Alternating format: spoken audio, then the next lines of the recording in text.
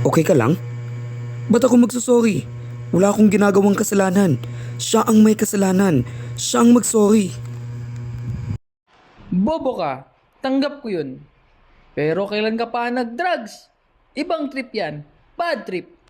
With great power comes with great responsibilities. Hindi kaya nagustuhan mo na ako para makalimutan mo siya? Oh yes, kaibigan mo ako. Kaibigan mo lang ako. No. Wait. Hindi yung mahal kita. Mahal kita 7 years na. Oy, umamin ka sa akin. Kaya mong buhay ng walang labing-labing. Umamin ka. Kailan ka huling give it to me? Yung giripsong mo talaga na, yung give it to me.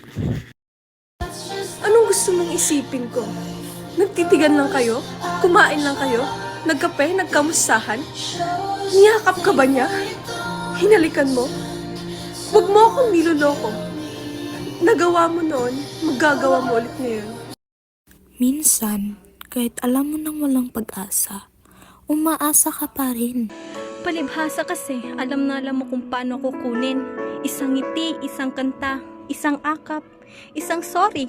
Wala, umiikot na ulit yung mundo ko. Aubrey, hindi ka napokpok, Aubrey? Aubrey, hindi ka napokpok? Present, ma'am. Napagod ako. Napagod ako sa kakabuhat sa iyo. Wow! Kano ba kayo kalapit mag-usap pati amoy niya kumapit sa iyo? My baby. When you choose to love, dapat tapat. Kasi kung mahal mo, bakit mo sasaktan? Naisip ko it would help you move on. Move on from what? From everything that's keeping you from moving on. You're a fake mandragon.